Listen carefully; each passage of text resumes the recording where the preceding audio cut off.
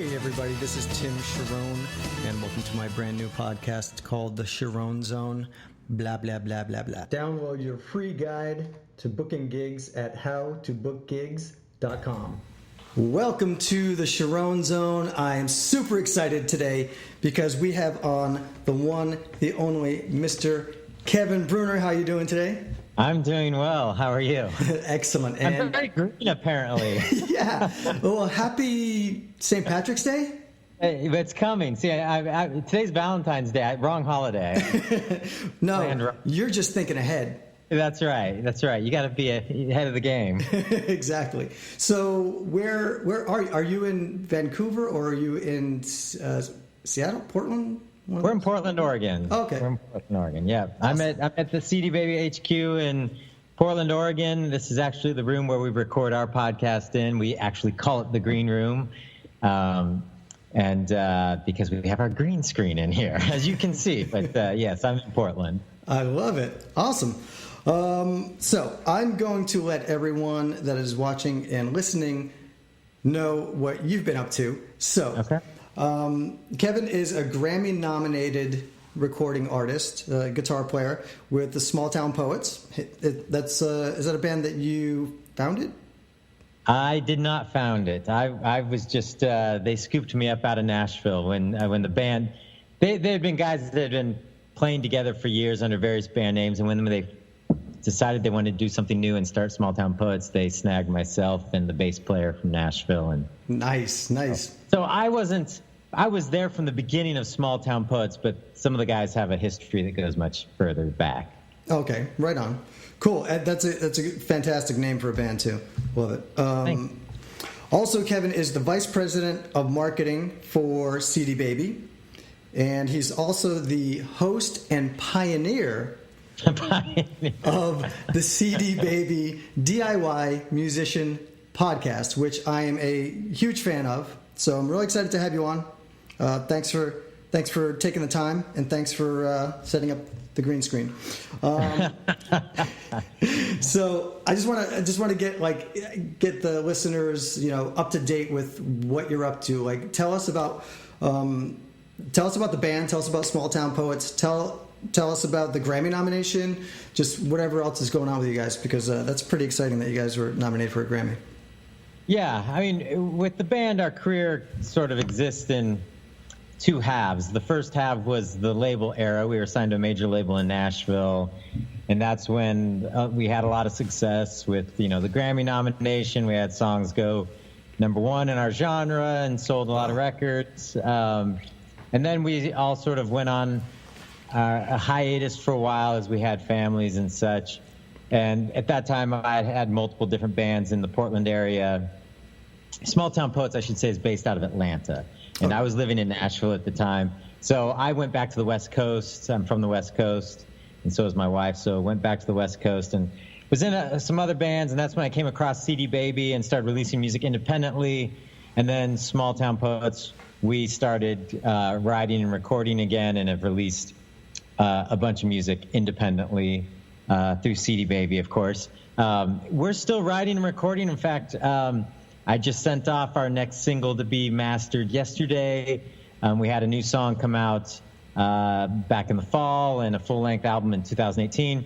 So we're still writing, recording, and honestly, I think we're doing some of our best work yet out of our career. So we'll see. It's an interesting thing because since our career is sort of in those two halves, the independent half and the label half, trying to bridge the gap with fans has been an interesting challenge and a marketing challenge. People that, you might have been their favorite band when they were in high school or college, trying to get them to come along the journey and not just see us as that band they loved in high school or college. Yeah. And understand that we have a whole lot of new music out that's available. So I spend a lot of my time, outside of my CD Baby duties, doing marketing for our band and trying things. And I use it sort of as a test lab for some of the stuff we talk about on the DIY Musician podcast. So, but yeah, I'm really excited. We've got a lot of new music coming out. So I'm in the trenches just like all the people out there using CD. All of us, yeah. So tell us about the Rockstar show. I saw a video of you guys jamming in this like big, on this big stage and this big massive Rockstar ending. The one thing that I've gotten good at is just understanding what content I can grab and spin to make it look better than it really was on the internet. I hear you, man. That's my whole life. You can see what Tim's talking about on our Instagram feed. It's just at Smalltown Poets. But we were at this venue. We just did a tour in December. And the venue that had the most amazing lights, and we also had a videographer there with a really nice HD camera shooting the show. Yep. There was probably 20 people at that show. But really? You don't see the audience.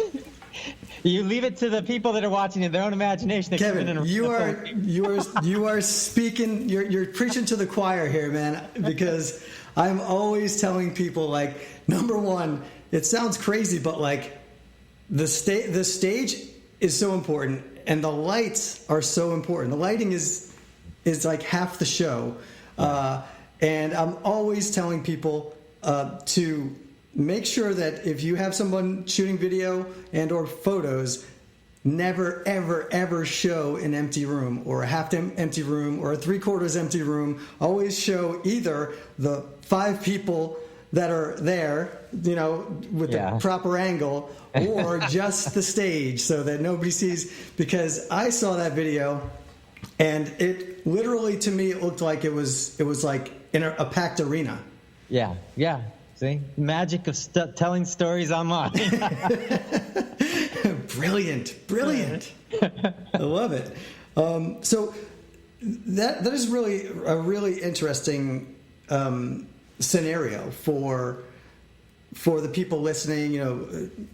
Musicians, up and coming musicians. So like you're coming from a place which is kind of unique, where you guys had a major label deal and then took a hiatus, and then now you're independent. So a lot of times it works the other way around. So yeah, we'll just transition into this. Like, what are you guys doing for Smalltown Poets that is working? And maybe you can share like what isn't working, so that people can avoid that.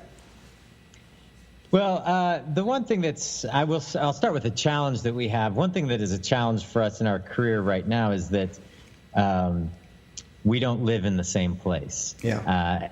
For recording, that's easy to overcome. I have recording gear at home, and we collaborate over the web, and we see each other multiple times throughout the year. We're getting together to write, and the way we've always written has had a collaborative piece, and then us individually sort of going away and working out parts, and then coming back together and sort of building it.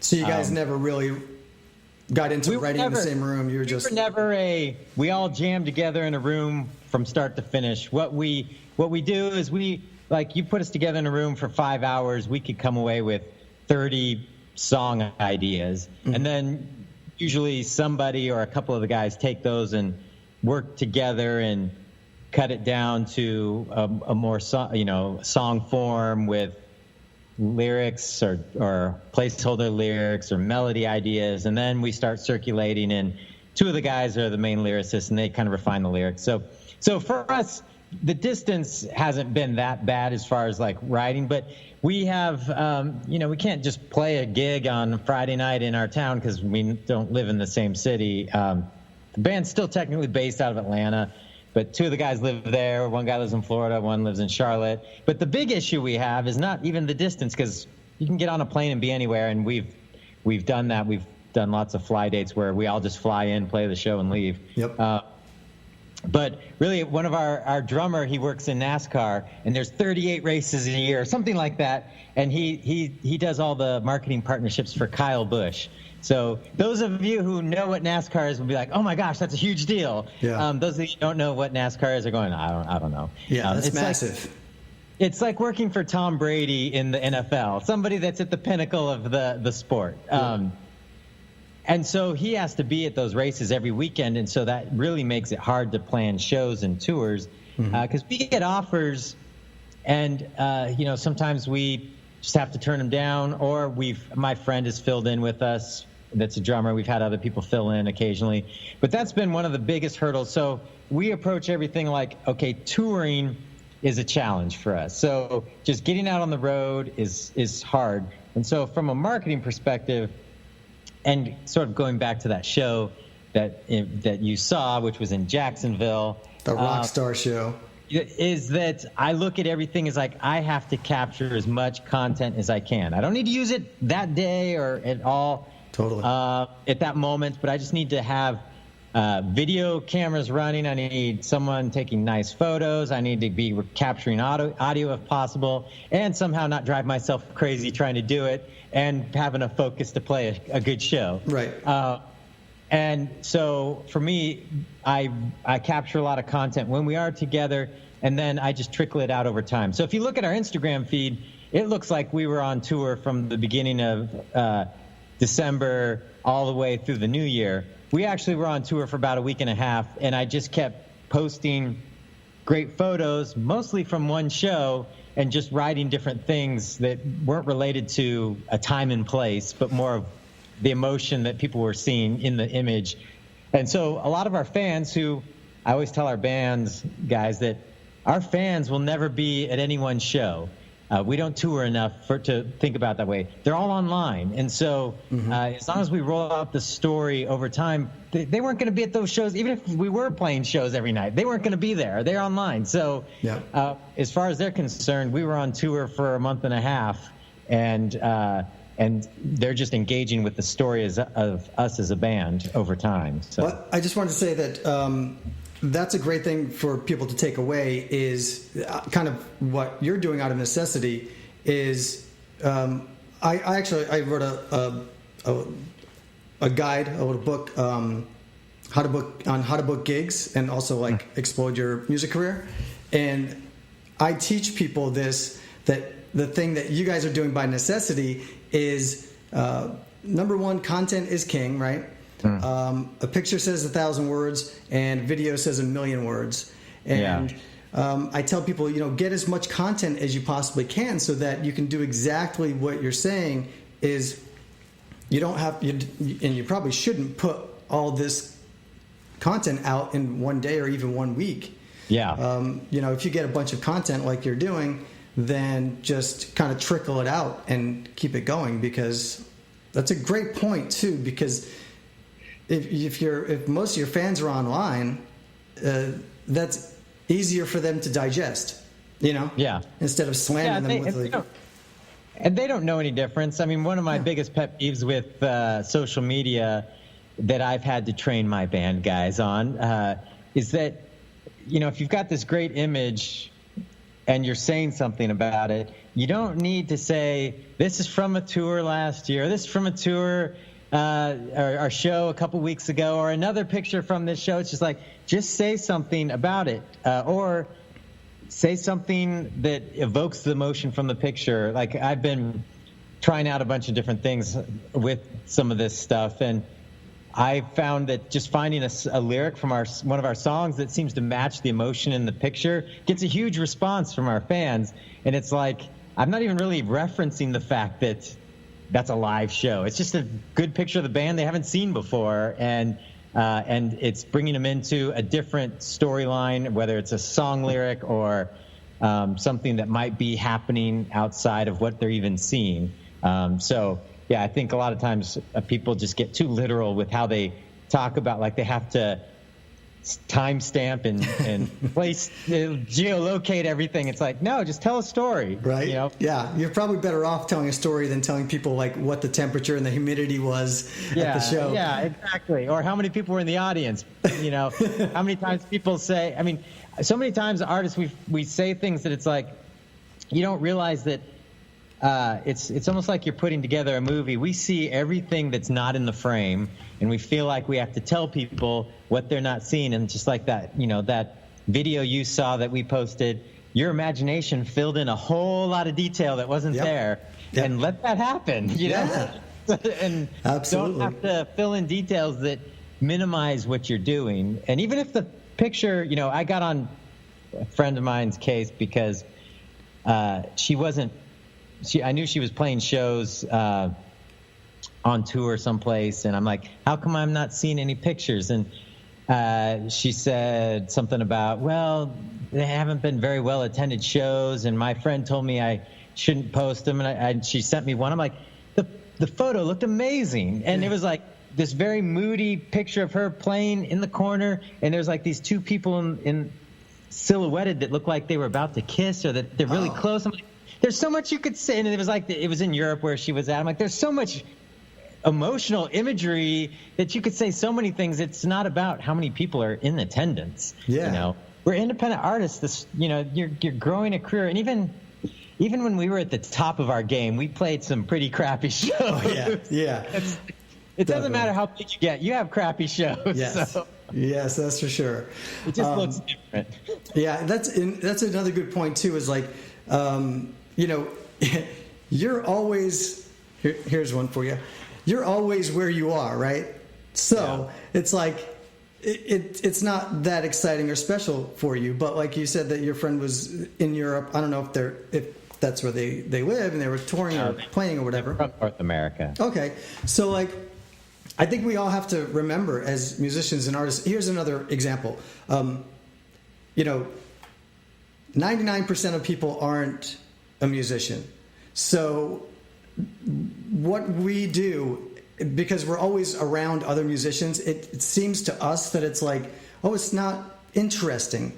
Yeah. But from somebody, if you're in Oregon and someone's in Europe, or because everybody's online, or if someone is in Fiji, then just being in the United States is exciting. If somebody's watching from Australia, so, and just the fact that you're doing music and that you're creating and that you're, performing and stuff, most people's jobs and lives, they don't do that. So you're a lot more interesting than you might think, I guess is what I'm trying to say. Yeah. Well, and also I think, there's a good portion of people that wish they could stand up on a stage and sing a song, and either they just don't have musical abilities or they're just too scared to put themselves on the line like that. There's a lot of emotional weight that comes with the experience of an artist that I think other people are intrigued by or wish they could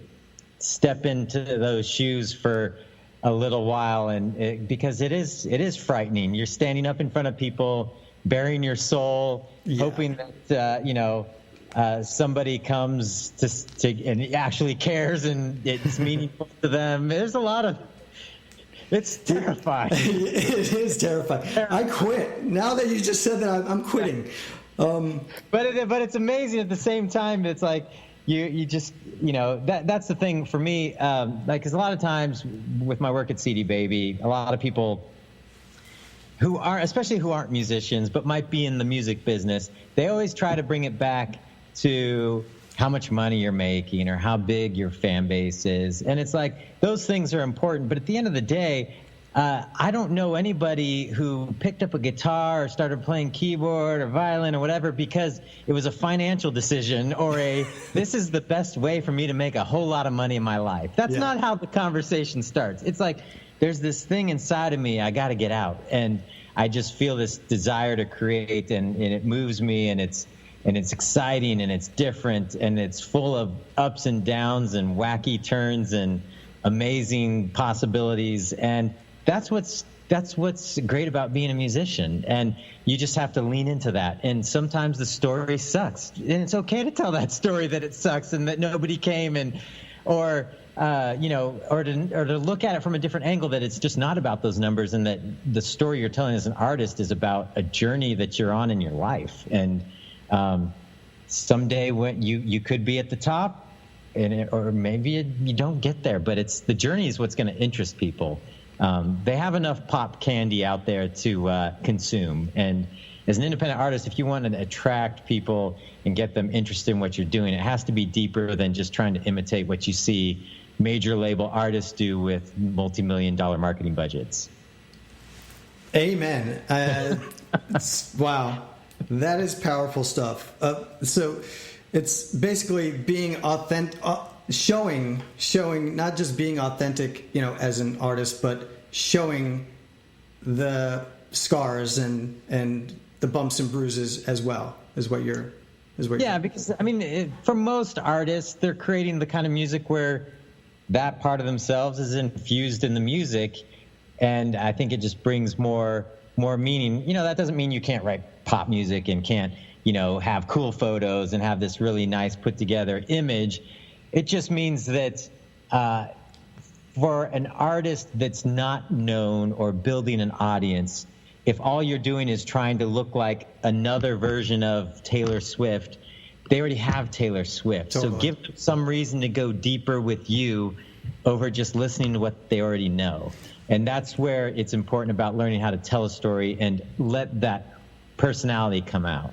Absolutely. And I think that the advantage that we have as independent artists over people that are, signed or, stars, major label stars, is that we have the opportunity to we can show people our everyday lives and let them in and connect at a deeper level, because no matter what, I don't know, Keith Urban or Lady Gaga, they're too busy to do all this personalized stuff that you can do, which is the magic of social media and all that stuff. Like, you can really make unbelievably real connections if you just put the time and effort into it.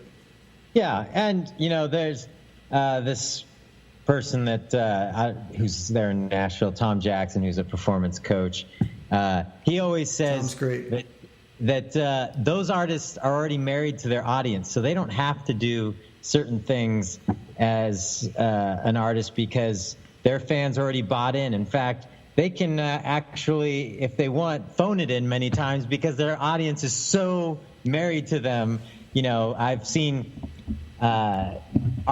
major artists go on tour, and I'm like, that show sucked. if people were being honest with themselves, you take away the fancy lights flashing constantly, they were just standing there going through the motions. They look bored out of their minds. It's like, but the audience is so bought into them that they overlook all that. Yeah. We don't have that as independent artists.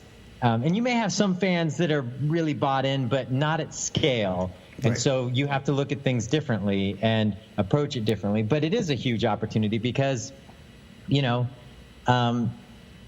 can convey some more human connections. I think one of the things when you were talking, it made me think about, as early in your career, especially in your local scene, a lot of times the press you get is more related to who you are outside of your music than just music. Like, I see it all the time. I keep taking screenshots of it, and these are some real headlines, like local teacher releases first album. There was another one I saw that was like something about, local mechanic finally launches that rock career. It's the idea that, hey, there's this person that we've been interacting in the community at a different level. He's got this whole music thing going on. And that's a lot of times the first connection that on a local level people are making, and, opportunities for you as an artist that to see the story from different angles and not just trying to act like, a big superstar.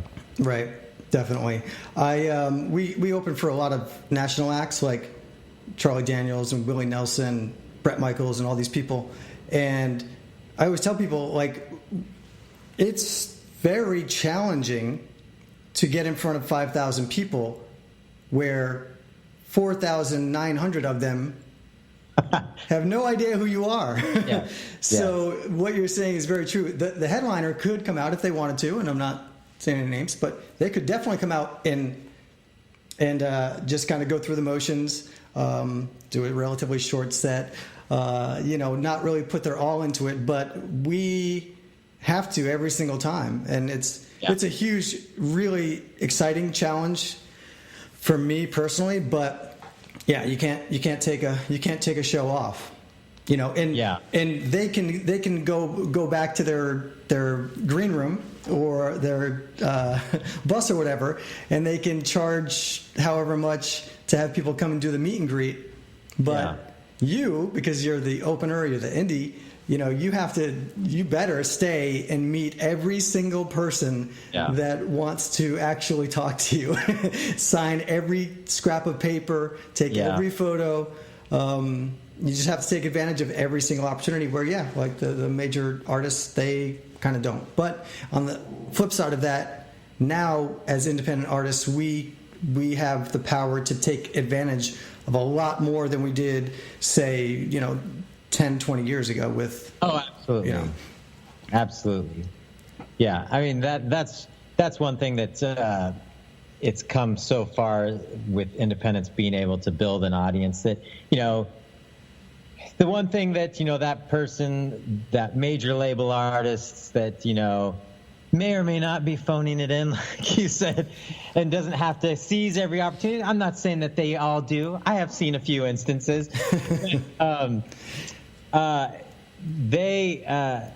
Usually what it comes back to is they've written a song that connects with people. And so as an artist, the challenge is you just got to keep writing songs and looking for those songs that connect with people. And when you find something that's working, stuff starts happening. And that's what's been the story in, my musical life, that, what's really driven things is songs connecting with people. And so for me as an artist, especially an independent artist, you've got to keep writing, recording, and releasing music and getting better at your craft, because that's what's ultimately going to help you build a career. And building a catalog, you might have a song that does well and sort of gets you to break out of just that, I'm playing open mics in my hometown because I need more momentum to get a really good gig at the club. Well, you might have a song that starts connecting, start getting some buzz locally, and now you're going to probably need something that gets you even bigger. And it's just understanding that now you have a platform. I got to write more music that really connects with people, and it'll just keep, hopefully, snowballing as you build a catalog. The one thing big mistake I see artists making is thinking, especially if they have one good song early on in their career, thinking that they just get fixated on that song, and it's like that song will only take you so far. Sure, there's artists that have had just one song that's really blown and gone worldwide, but that's usually not the case. And even if you have one good song that does well, it's still, you're going to have a catalog and more to it to sustain a career, because you need music that people can keep diving into and engaging with, and people want can only listen to one song for so long before they're going to move on. Amen. Yeah, I have a good friend of mine who's very successful in the music business, and he would tell me every day, Timmy, he would call me Timmy for some reason, him and my mom, Timmy, it's all about the songs. It's all about writing songs. It's all about writing the best songs that you possibly can. Everything else in the music business, he's like, that's where, we're talking music, we're talking business, we're talking life. He said, that's where all the money comes from. That's where the majority of the money comes from. The majority of the money is generated. And that's something that can live on, and whether it's a radio hit or even like sync licensing, there's so many things. So yeah, and that goes back to writing and building your catalog. Exactly what you said. I want to switch gears a little bit, and if anybody listening or watching has been living under a rock and you don't know what CD Baby is, Kevin, if you could just explain to them what CD Baby does. Yeah. We're a music distribution platform. We've been around for a long time, over 20 years, and our service has morphed over the years and grown and changed. Of course, we get your music on all the major platforms and platforms around the world that you've not even heard of unless you live in those places. We still do physical distribution. A lot of it's through Amazon now. Mm-hmm. And a partnership with a company called Alliance. But most of what we do is helping artists monetize their music in every way possible. We do publishing administration. We do sync licensing. We're always trying to be on the forefront as new platforms start using music in new ways to make sure that artist music is there and it's being properly monetized. Things like YouTube are a huge source of income for certain artists. And so we're just helping artists monetize across all those platforms. We also have a lot of promotional tools to help artists promote their music. Some that are free if you just create a CD Baby account. We have a marketing platform called Show.co, which is free for any CD Baby account holder. And it has some things in it, like an ad platform that costs some money, but there's a lot of great tools in it that are completely free, like Spotify pre-saves and just really good ways to create marketing landing pages that encourage a specific action from your fans. So yeah, for us, it's all about helping artists monetize their music and then the tools to help them promote and build an audience. Excellent. So I want to talk a little bit about the CD Baby DIY Musician podcast, and I'm going to embarrass you like I did before we started shooting. So I have my story of which a lot of my listeners probably know the story, but I don't know if they know the exact little circle here. So when I moved to Nashville like 10 years ago, it's like 2009 or so, and I was dead broke, poor as hell, basically semi-homeless because I was living in my friend's little tiny studio apartment that we used to call the Nacho, that was in right near Vanderbilt. And then I lived in a broken down RV in the back of the same friend's house in East Nashville. They had no running water, no shower, no kitchen, no nothing. Had to shower at the YMCA. We're talking starving artists big time.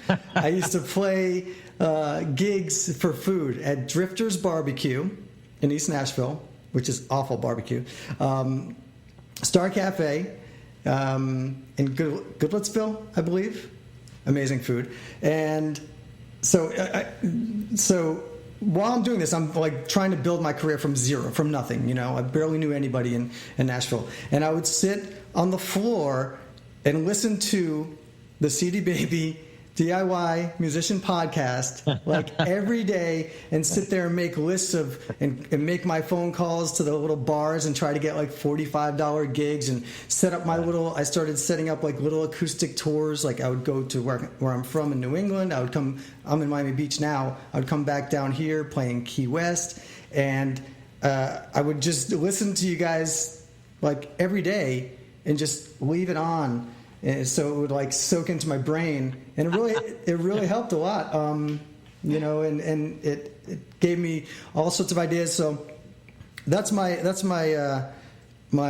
pitch to anybody who hasn't listened to the CD Baby podcast. It's phenomenal. So I appreciate it. Thank you. And you originated. So like, just maybe you can tell us like, I don't want to put you on the spot, but maybe you have some really powerful things that you learned from just from hosting the podcast. Well, I can tell you how it started, and in fact, we just recorded an episode right before this where this came up at the very end. I had been on that major label situation for multiple albums, and we all kind of went our separate ways, and I was really just feeling disillusioned, just thinking there's got to be a better way. This was 2000.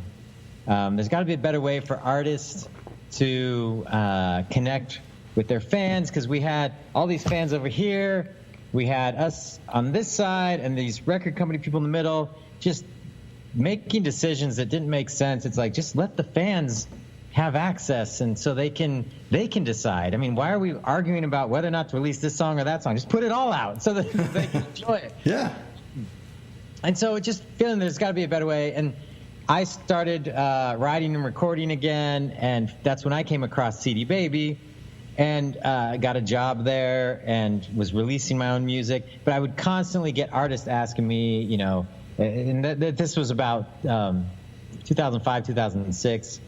Artists still like, how do I get a record deal and all this stuff. People would always ask me that, and I'd be like, you don't need a record deal. And my job at CD Baby when I started it was I'd just be on the phone with artists all day, helping them with getting their music distributed, but also really they were just asking questions and advice on how to pursue music. This whole idea of independent artists having access to the market was still just really starting to catch on, even though it'd been around for a few years. It's still. What year about is this? It's 2006. Okay, cool. So, in iTunes was all the rage. We'd been delivering music to iTunes for a couple years, but it still was this new idea that artists thought, I could get on iTunes without a label? Like, yes, you have access to the market, the whole market now. Just and so you want to keep your rights. And so I'd have all these conversations, and I was a podcast junkie and had been for many years.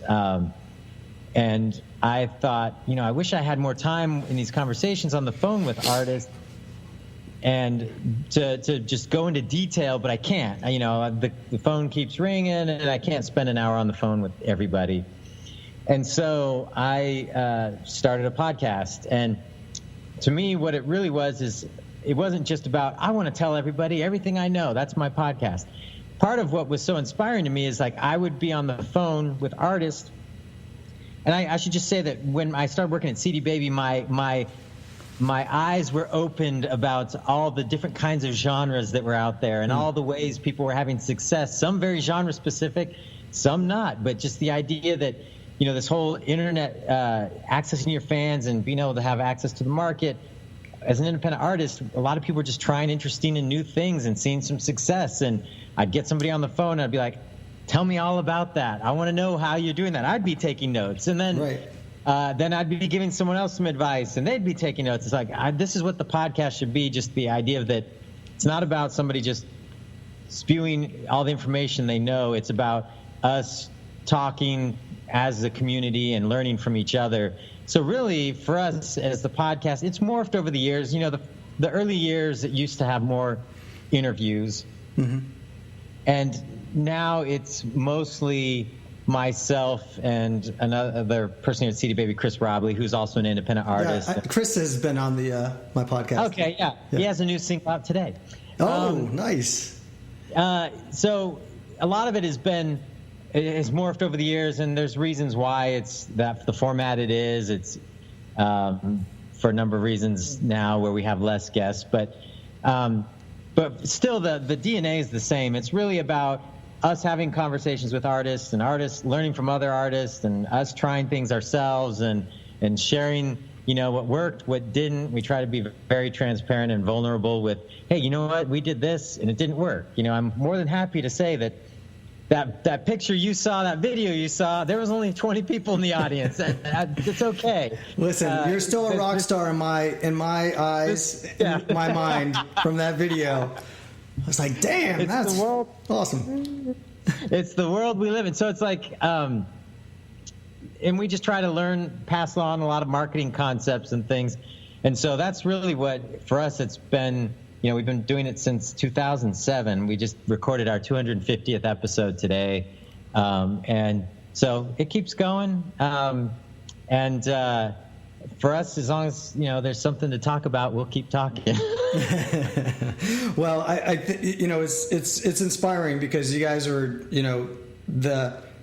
literally kind of the pioneer of, I hadn't heard another podcast or really anything that had a bunch of people like me on it, trying to do the same thing that I was doing. So it's like, that's kind of why I started this one. People are always asking me, how'd you do this? How'd you do that? And it's hard to, to have a whole conversation with one person at a time.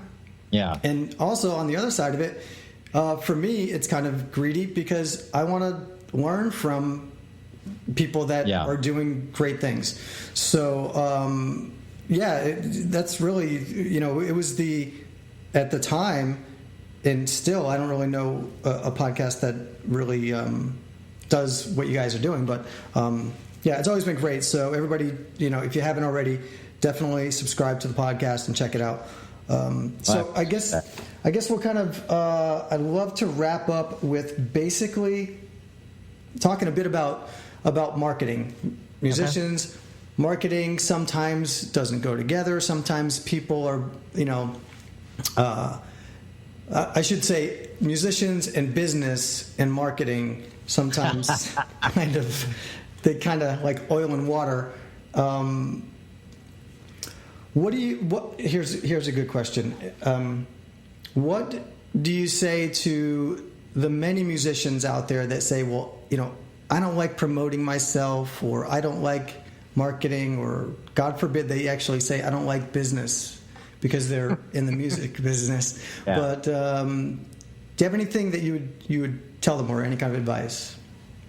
Yeah, I mean, there's artists of all shapes and sizes these days, and all different career aspirations. So, number one, if you don't want to, you don't have to. There's no one forcing you to do anything. Right. It might limit your career trajectory a little bit, but I think that's the one thing that artists need to understand, is that there is not a shortage of music and musicians these days. It's not a short supply. So no. If you are unwilling to promote yourself, if you're unwilling to make an effort, your songs better be, and your live show better be 10 times more amazing, because you're putting all your eggs in that basket. And if you're not doing those other things to promote yourself, you're just making it much, much harder for yourself. And part of it is also, it's not just about promoting, it's what certain fan communities expect. There was this period, I think it's gotten better, but there was this period about 5 years ago where even some of my favorite bands on major labels had garbage websites that said nothing, didn't have any information, they weren't doing it. It's like, it just, people were clearly getting lazy, feeling like social took over their website, and it's just frustrating that it's like, why are you, Radiohead, making me work so hard to find out where your dang shows are, which they've actually acknowledged that recently and remedied that and launched a whole new website that has everything they've ever done. But it's like, again, you don't have an audience that might be married to you, so they're not going to go to that extra length to do the work to find stuff out. So, marketing, I know a lot of artists get run away from the word marketing and feel like it's just constant self-promotion. Mm-hmm. Good marketing isn't self-promotion, it's storytelling. And if you are a songwriter, chances are you're a good storyteller. You just need to do it, learn how to do it on a different medium, and then it just starts to become a part of what you are and who you are and what you do, and not about self-promotion. Because self-promotion, we've all seen it. Usually it makes us feel gross. But that's different than sometimes being clear to your fans what you want them to do. Hey, I've got new music out today. You can go stream it. Enjoy. I made this for you. Chris Robley has new music out today. Yeah. Go get it. And so there's a difference between like self-promotion and being clear to your fans what action you'd like them to take. But so that's a difference. I just want to wrap it all around. Also, it's like, the marketing and promotion can be just you sharing your journey, like you said before, because you're on this journey that most people don't get to live. So people want to kind of be voyeurs, and they're intrigued by it, no matter where you are in your career. If you're just starting out, people are like, that's why people watch American Idol and stuff. Like, they're like, oh, we want to watch, like, what's life like, playing open mics and trying to get your first paid gigs and stuff. And if you just kind of teach yourself to just keep telling the story of your journey, then you're not really self-promoting, you're letting people in. Yeah, and I know some artists, some people and artists as well don't feel comfortable in front of a camera. It's helpful if you can talk to a camera and get used to that idea. It's helpful if you know how to take good photos. I did photography semi-professionally for a while and took photography lessons and stuff like that. And it's like, that's actually a very handy skill when trying to tell a story online, when some of these formats are visual formats. For someone that's a good writer, maybe it's just, you're constantly writing poems or lyrics and things that you're sharing. There's lots of ways you can do it so it feels like a journey. And again, marketing is just storytelling. We tend to think of marketing as, the commercials we see during a football game or something that just like, go buy this right now for this amount of money. Right. And because we get a lot of TV commercials that kind of shout at us. They're better than they used to be, but it's still, that's not what we're talking about with marketing. It's like documenting some of the process, because part of it is you're building a career. One thing that's really important about it is that when you go to get that gig, if you've been playing open mics and you're trying to get that club gig, they're going to look at some indicators. It's not just all about your social follow numbers. Don't fall into that trap. But they are probably going to browse some things that you have, and it looks like you're somebody that's got a story unfolding, that takes themselves seriously, has some nice photos. They're going to say, okay, this artist is probably somebody that's working hard on their way up. They're going to do their best to promote the show, as opposed to maybe another artist that they like the music the same.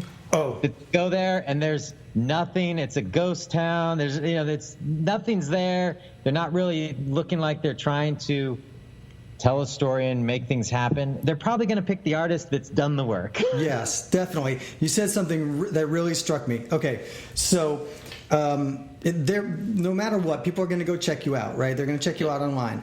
And you said something that makes a lot of sense. People are going to go check you out online, and if it doesn't look like you're taking yourself seriously in your promoting thing, I hate whatever, I don't have another word for it, but promoting or marketing or whatever, then they are not going to be convinced that if you come and do a show that you're going to take that seriously and market it, because so many venues and on up to, we play a lot of big festivals, and the festivals, they love the fact that we promote like crazy. I mean, and we market and we let people know, and we do it in all different ways. I do Facebook Lives where I'm walking to the gym, and I'll tell people what's going on with my day and remind them of the shows coming up, and then we'll do like posters and different stuff, traditional stuff. But the point is that if venues don't believe that you are going to promote as well, then they're less likely to have you. And on the flip side, if they see like that you take it seriously and that you promote your other shows, then they're gonna be like, yeah, we should have this act, because they're gonna pull their weight, and they're gonna do the promotion on their side as well. Or if they like the music, they're like, and there's two artists that I like both of these, but this artist looks like they're going to take, that's the thing. Most people don't realize that when they pursue music, they tend to think about, I need somebody to cut me a break. I need somebody to help me out. And which you do. Relationships are great. You need to build relationships. But that club booker, they've got a job. And that job is to get people into that bar to buy alcohol. Yep. It's not to come be fans of your music. Sorry to burst your bubble. And they need to know that people are going to show up.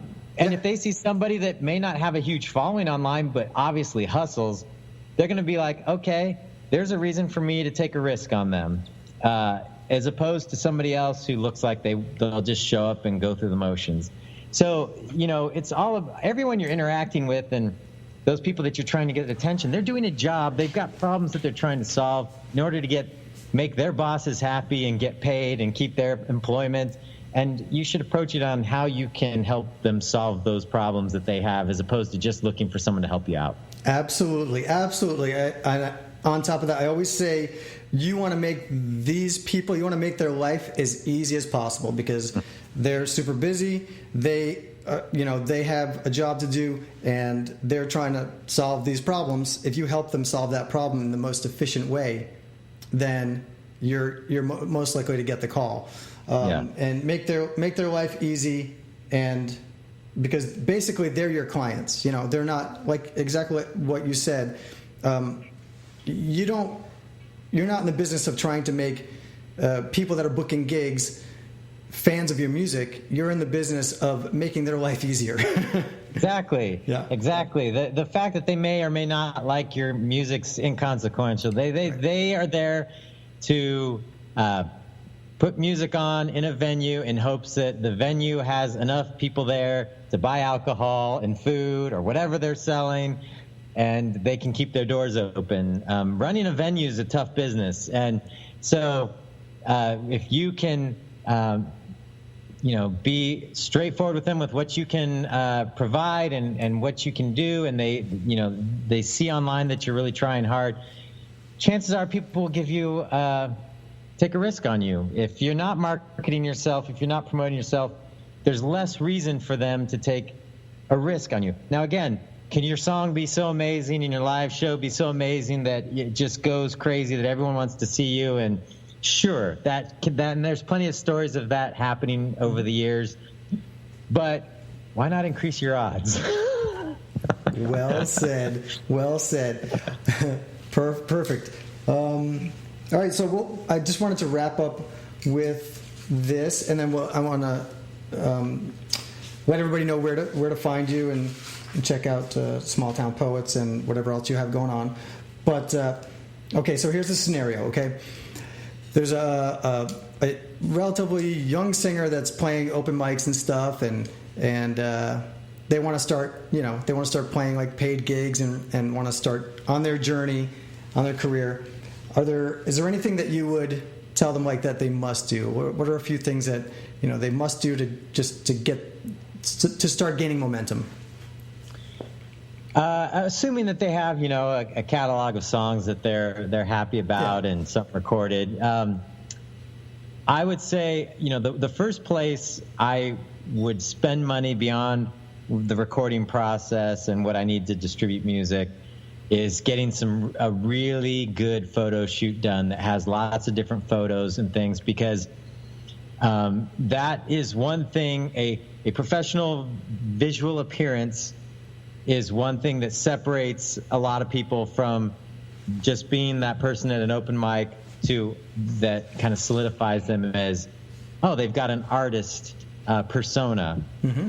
And they're making things happen, and it becomes very useful. You're going to need it for that club's. The first thing they're going to ask you is for a good photo that they can put on a poster. Things anyway. Yep. You need to have it, but a good photo shoot with multiple poses and as many different locations that you can afford. That's all very helpful, because it tells that broader story, and all those people that you're interacting with, whether you start trying to get some local press or even just the local weekly entertainment thing to post about your show, they're all going to ask for a good photograph.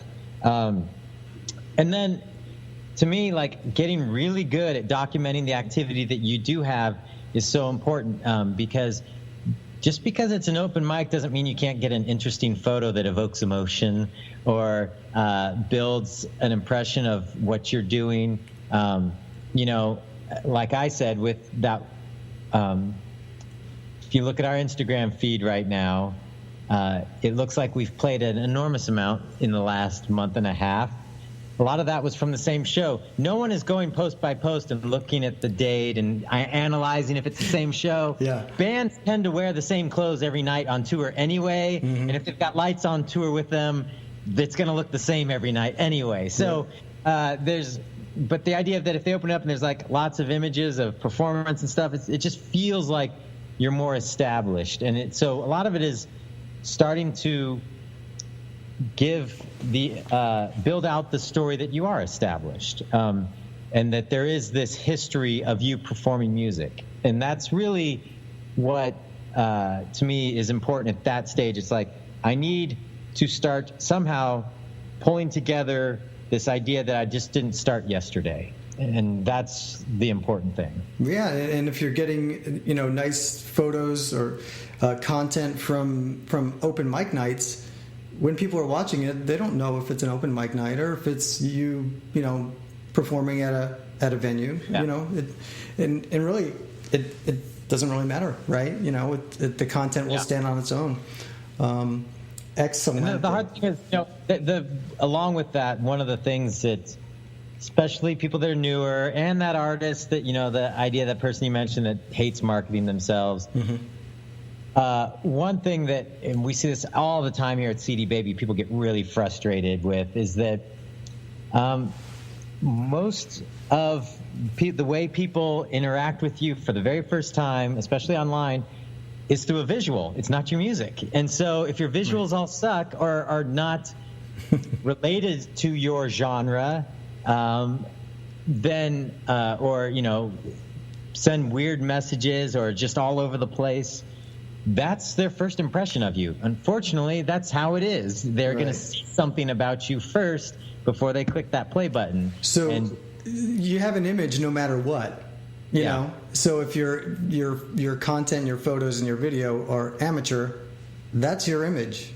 Whether people like it or not, that's just the way people consume things with their eyeballs.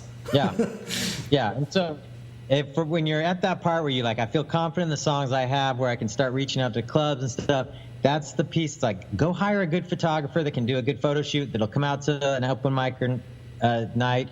Look at some photos online, give them some direction, because just because they're a good photographer doesn't mean they know what you need as an artist, especially if you're not in a music hub. Look at some photo classes online. You can probably do iPhones have amazing cameras, and if you just know how to frame a photo, I've done a lot of really cool photos where I've just set the timer and knew exactly what I was doing, had the lights set. It's like, you can do a lot if you just know how to frame a photo that looks, or video that looks good. There's a lot of great tools as well that, just getting some video content, playing. If you are the kind of music that you can play acoustically, just getting a bunch of video content on your own, doing some live streams, all that stuff to just build momentum. So when you are trying to take that next step, it doesn't look like you just started yesterday. Yep. Well, great advice. Thank you so much, Kevin. Let everybody know where they can find you. Smalltown Poets. Anything else that you want to direct people to? Definitely let us know what your Instagram is for. Yeah, the Smalltown Poets Instagram, which you can see a lot of, especially this past few months, I've been testing out a lot of different things. It's just at Smalltown Poets. That's all what we are for all the socials for the band. For all the socials, I'm at K Breuner, K for Kevin, and Breuner, my last name, Breuner. And then, I'm on the DIY Musician podcast. I'm at CD Baby every day. If you want to come see us in person, we have our DIY Musician Conference in Austin in August. And we also have one in Valencia, Spain in May. So I love Spain. Spain's an amazing place. It's an amazing place. I highly recommend going there. But we're there in May as well for the DIY Musician Conference. And you can find out all that information at DIYmusiciancon.com. Excellent. And the last thing is, what is the website for Smalltown Poets? It's smalltownpoets.tv. Perfect. Excellent. Thank you so very much for being on. Really appreciate it. Absolutely. And happy Valentine's Day. Thanks. Next time I'll wear red. Perfect. Actually, why don't we reshoot on St. Patrick's Day? All right. There we go. See, redheads don't look good in red anyway, so. All right. Thanks, Kevin. Yep. Thanks.